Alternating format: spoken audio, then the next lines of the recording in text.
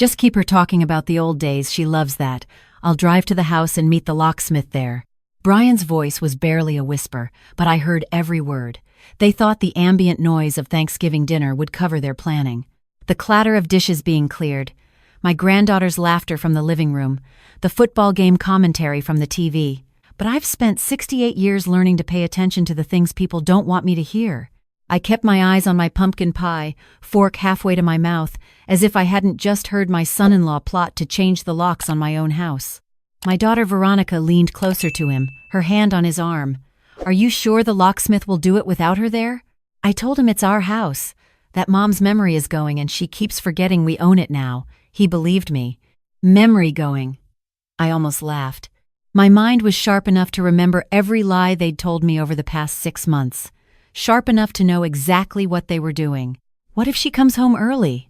Veronica's voice carried a tremor of nervousness. She won't. Aunt Patricia always keeps her for hours. By the time she gets back, it'll be done. Then we can finally move forward with the plan. I took a slow bite of pie, letting the cinnamon and nutmeg dissolve on my tongue. Across the table, my sister Patricia was discussing her upcoming cruise with my nephew. She had no idea she was my alibi in their scheme. Neither did they know that I'd heard similar whispered conversations for months now. This was just the first time they'd been stupid enough to speak the plan out loud. Brian stood up, making a show of checking his phone. I need to run out for a bit. Work emergency. On Thanksgiving? Patricia looked surprised. Unfortunately, he gave Veronica a meaningful look. I'll be back in an hour.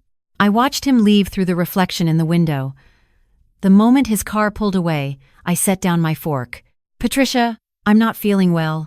I think I need to go home. Already? We haven't even brought out the leftover containers. I'll come back for them tomorrow. I just need to lie down. I stood, reaching for my purse. Veronica, honey, stay and enjoy. No need to cut your evening short. The panic that flashed across my daughter's face was almost worth the betrayal. No, Mom. I'll drive you. I'm 68, not 88. I can drive myself 10 minutes. I kissed Patricia's cheek. Thank you for a lovely dinner. I was in my car before Veronica could protest further. Through the rearview mirror, I saw her frantically texting, warning Brian, no doubt. But I knew a shortcut through the old downtown that would get me home 5 minutes faster than the main road. Sure enough, when I pulled into my driveway, an unfamiliar white van sat at the curb. A magnetic sign read Arizona Lock and Key. Brian's truck was parked in my driveway. In my driveway, as if he owned it. I sat in my car for a moment, watching. A young man in coveralls was drilling out my front door lock. Brian stood beside him, hands in his pockets, casual as you please. They didn't notice me until I was standing right behind them. Afternoon, gentlemen. The locksmith jumped. Brian's face went through several shades of red before settling on pale. Mom, what are you doing here? I live here. What are you doing to my door? The locksmith looked between us, confusion creasing his forehead. Sir, you said this was your house. There's been a misunderstanding, I said calmly. This is my house. I'm Dorothy Hanson, and I've owned this property for 32 years. I can show you the deed, Brian stammered. It's in my wife's name now. Dorothy transferred it 6 months ago. She just forgets sometimes. Is that so? I pulled my phone from my purse. Shall I call the Maricopa County Recorder's Office? The deed is in my name, has been since 1992, and I have all the documentation in my filing cabinet inside. The locksmith stepped back. Look, I don't want any trouble. If there's a dispute about ownership, there's no dispute, I said. This man is my son-in-law, and he's attempting to illegally change the locks on my property. I suggest you leave before I call the police. I already did the work on the lock, ma'am. Someone needs to pay. I pulled out my wallet and handed him $150. Consider it hazard pay for being lied to. Please restore my lock before you go. Brian found his voice. Dorothy, please. You don't understand what you're doing. Veronica and I are just trying to help. By stealing my house? Not stealing. Protecting. You're getting older, and we're worried about you living alone. This house is too big, too expensive to maintain. We thought if we could just take over the property management, help you transition to somewhere more appropriate. More appropriate. Like where, Brian? A nursing home? An assisted living facility? I kept my voice level, but something in my eyes made him take a step back. I worked as a high school English teacher for 40 years. I can still diagram a sentence better than most people half my age. I balance my checkbook to the penny every month. I volunteer at the library twice a week. Exactly what part of that suggests I need you to manage my property? The locksmith finished restoring my original lock and left quickly, practically running to his van. Brian tried one more time. Veronica's going to be very upset when she hears about this. I imagine she will be. But that's between me and my daughter. Now get off my property. I watched him drive away, then went inside and locked the door behind me. My hands didn't shake until I was alone in my kitchen.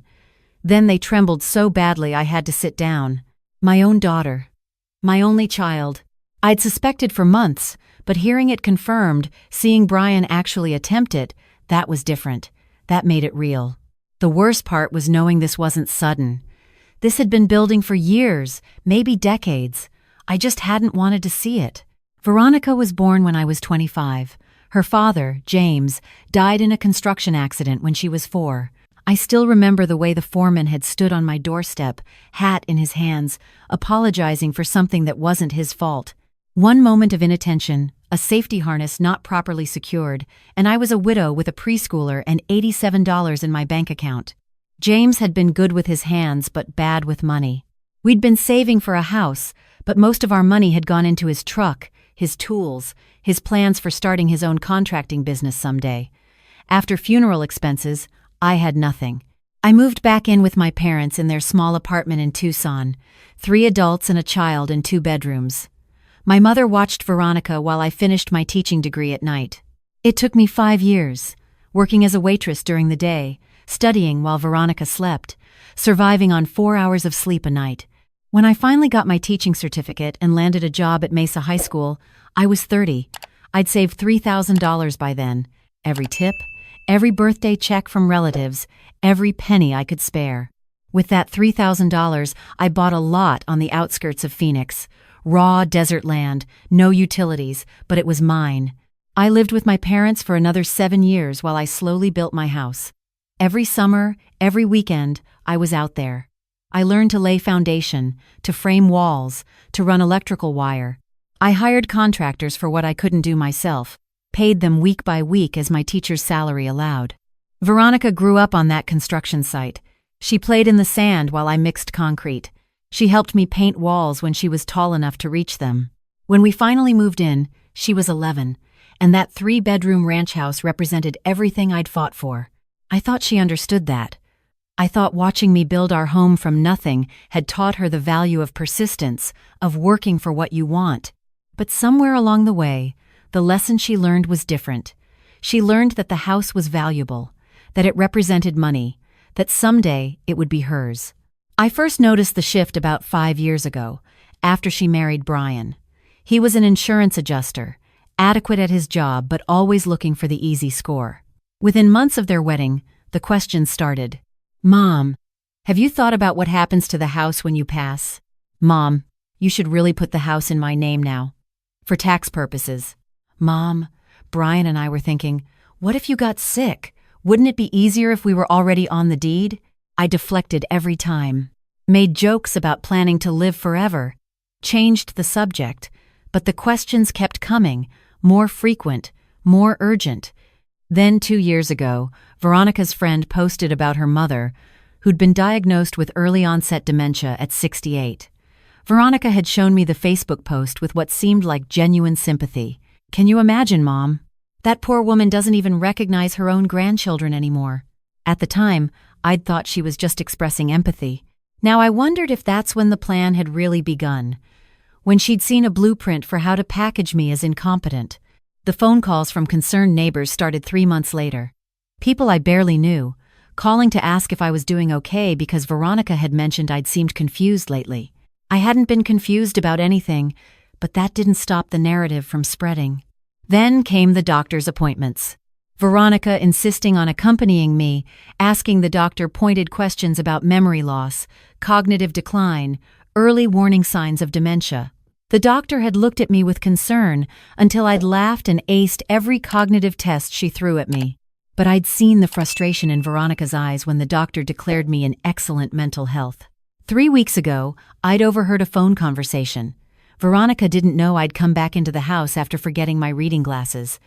She was in the kitchen, on speakerphone. "The problem is she's too healthy." That was Brian's voice. "My buddy's attorney says without a medical diagnosis, we can't pursue guardianship. Then we make her seem unhealthy." Veronica's voice was cold, calculating. "We document every little thing. She forgot where she put her keys last week. That goes in the record. She asked me to repeat something. That's memory loss. We build a pattern. Your aunt's already asked me twice if your mom is doing okay because of things you've told her. We're laying the groundwork. We need to speed this up. I drove by the neighborhood yesterday. There's new construction going up everywhere. Property values are jumping. If we wait too long, we'll lose the opportunity." I'd stood in my hallway, listening to my daughter discuss me like I was a piece of real estate to be flipped. That's when I'd started making my own plans. The Monday after Thanksgiving, I called an attorney. Not someone local, not anyone Veronica might know. I found Mitchell Chen through the State Bar website, an elder law specialist in Scottsdale with 30 years of experience. "Mrs. Hanson, what you're describing is elder financial abuse," he said after I'd laid out everything. "It's more common than you'd think. Adult children who view their parents' assets as their inheritance, unwilling to wait for nature to take its course. Can they actually succeed? With the guardianship plan? If they can convince a judge you're incapacitated, yes. They'd need medical evidence, testimony from multiple sources. But I've seen cases where families manufacture that evidence. Doctors who don't know you well might be swayed by a concerned daughter's testimony. Neighbors who've been told to watch for warning signs suddenly remember things that fit the narrative. So what do I do? Protect your assets. If the house is what they want, remove it from the equation. Sell it. Put the money somewhere they can't access. A trust, an irrevocable account. Make yourself judgment-proof. Sell my house? The words hurt. I built that house with my own hands. I know it's difficult, but houses are just buildings. Your independence, your autonomy, those are irreplaceable. If you sell now, on your own terms, you maintain control. If you wait and they succeed with guardianship, they'll sell it anyway and you won't see a penny." He was right. I knew he was right. That week, I contacted Eileen Rodriguez, a real estate agent whose daughter had been in my English class 15 years ago. She remembered me. Remembered that I'd written a college recommendation letter that had helped her daughter get into ASU. "Mrs. Hanson, I'd be honored to help you." We listed the house on a Tuesday. By Friday, I had 3 offers. The couple who bought it were in their 30s, expecting their first child, overwhelmed with emotion at finding their dream home. They reminded me of who I'd been at 30, desperate for something permanent, something safe. We closed in 3 weeks. I sold the house for $485,000. After Eileen's commission and closing costs, I netted $441,000. I didn't tell Veronica. I didn't tell anyone except Mr. Chen and Eileen. I found a 2-bedroom condo in a senior community near Tempe. Not an assisted living facility, just a regular condo community that happened to have residents over 55. It had a gym, a pool, a community center with art classes and book clubs. My unit cost $1,200 a month to rent. I moved on a Wednesday while Veronica was at work. I hired movers, packed only what mattered, left the rest for the new owners, or donated it to Goodwill. By the time Veronica called that evening for our usual Thursday check-in, I was unpacking boxes in my new home. "How are you, sweetheart?" "Fine, Mom. Hey, Brian and I were thinking of stopping by this weekend. We could help you with some yard work." Yard work. Right. More like case the place. Make notes about things that needed fixing, build their documentation. "Actually, I won't be home this weekend. I'm volunteering at a library book sale." "Oh. Well, maybe next week then." "Sure, we'll see." I gave myself 2 weeks to settle in before I made my next move. I needed documentation that I was living independently, thriving, mentally acute, so I threw myself into activity. I joined 3 book clubs. I took a watercolor class at the community center. I volunteered at the Tempe Public Library 4 days a week. I got a comprehensive physical and cognitive evaluation from a new doctor who'd never met Veronica, who had no preconceptions about my mental state. Dr. Sarah Kim was thorough. Blood work, cognitive tests, physical stamina assessments. At the end, she'd smiled. "Mrs. Hanson, you're in better shape than most 50-year-olds. Your memory is excellent, your problem-solving skills are sharp, and your physical health is exemplary. Whatever you're doing, keep doing it." I had her put everything in writing. Meanwhile, I set up my finances exactly as Mr. Chen recommended. The money from the house sale went into 3 accounts: a trust that would provide monthly income, an investment account I couldn't touch without a lawyer's approval, and a checking account for daily expenses. Everything was structured so that even if someone obtained guardianship over me, they couldn't access the bulk of my assets. Veronica called every few days, always asking to visit, always deflected. After 3 weeks, her tone changed. "Mom, I drove by the house today. There's a for sale sign in the yard. I'd been waiting for this." "Is there?" "Yes. Why would there be a for sale sign on your house?" "I imagine because the owners are selling it." "What owners?" "You're the owner." "Not anymore. I sold it last month." The silence on the other end lasted so long I thought she'd hung up. Then, "You did what?" "I sold the house. Got a very good price, too. The market's strong right now." "Without telling me?" Her voice was rising. "Mom, that was my inheritance." "It was my house, Veronica. I didn't need anyone's permission to sell it." "Where are you living? What did you do with the money?" "I'm renting a lovely condo. Very manageable, perfect for my needs, and the money is safely invested. I'll be quite comfortable." "Mom." Her voice shifted to the concerned daughter tone I'd heard her practice with Brian. "I think you're confused. You shouldn't be making these kinds of decisions without family input. Why don't Brian and I come over? We can talk about this." "There's nothing to talk about. I'm an adult. I made an adult decision, and it's done. This isn't like you. This impulsive behavior, these rash financial choices. Mom, I'm worried about you." And there it was. The script, playing out exactly as I'd heard them rehearse. "I appreciate your concern, sweetheart, but I'm fine. Actually, I need to go. My book club meets in an hour." I hung up before she could respond. The legal papers arrived by courier 2 weeks later.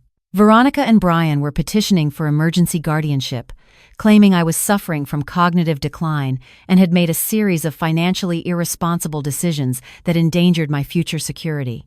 Their evidence included sworn statements from 3 neighbors who'd observed concerning behavior, a letter from Veronica detailing my supposed memory problems, and Brian's testimony that I'd sold my house impulsively and moved without telling family. Mr. Chen read through the filing with practiced eyes. "It's exactly what we expected. Weak evidence, heavy on emotional testimony, light on medical fact. But we need to take it seriously. The hearing is in 3 weeks. We'll need to present a strong counter case."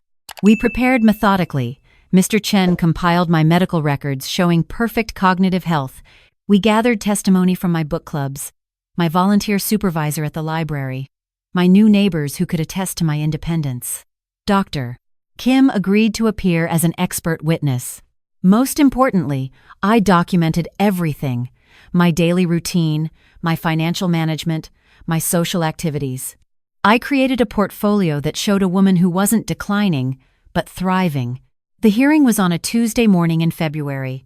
I wore a navy suit I'd bought specifically for the occasion. Professional, put together, nothing that suggested confusion or incompetence. Veronica and Brian sat on one side of the courtroom with their attorney, a man named Douglas Peterson, who specialized in estate law. They looked serious, concerned, like grieving relatives doing an unpleasant duty. Judge Marianne Foster presided. She was in her 60s, with silver hair and sharp eyes that missed nothing. Peterson opened by painting a picture of a confused elderly woman making impulsive, dangerous decisions. He called Veronica to testify. "Miss Hanson, can you describe your mother's recent behavior?" Veronica dabbed at her eyes with a tissue. "She's been so different, forgetful, confused. Last month she asked me the same question 3 times in one conversation. She's been withdrawn, antisocial. And then suddenly, without any warning, she sold the house she'd owned for 30 years and moved without telling anyone. Not even her own daughter. Did she consult you about this decision? No. I only found out by accident. It's so unlike her. My mother was always so careful, so thoughtful. This impulsive behavior is exactly why we're here. We're terrified she'll give away all her money to a scam or make some other catastrophic decision. Peterson nodded sympathetically. And the house she sold, what was its value? Nearly $500,000. Money she now controls with no oversight, no family input. At her age, with her declining mental state, that's dangerous. When it was Mr. Chen's turn, he stood calmly. Miss Hanson, you claim your mother is confused and forgetful, yet you also claim she successfully navigated the complex process of selling a house. Which is it? Veronica blinked. Both. She was confused about making the decision, but she still managed to do it. So she was competent enough to hire a real estate agent, negotiate a sale, attend a closing, sign legal documents, but incompetent enough to need your guardianship? She didn't understand what she was doing. Did you witness the closing? No, but did you speak to the real estate agent about your mother's mental state during the transaction? No. Did you obtain any medical evaluation of your mother before filing this petition? We tried, but she refused to see our doctor. Your doctor. Not her doctor, but a doctor you selected? Mr. Chen's voice was gentle but relentless. Miss Hanson, isn't it true that your mother has been seeing her own physician regularly, and that physician has found no cognitive impairment? I don't know what doctor she's seeing now, but you're asking this court to declare her incompetent. Based on what? Your observation that she made a financial decision you didn't agree with? Peterson objected, but the damage was done. Then it was my turn to testify. Mr. Chen asked me to walk through the house sale step by step. I explained my reasoning clearly, logically. The house was too large for my needs. Maintenance was becoming burdensome. I wanted to simplify my life, invest the money wisely, live more affordably. Mrs. Hanson, can you tell the court where you're living now? I'm renting a 2-bedroom condo in a community near Tempe.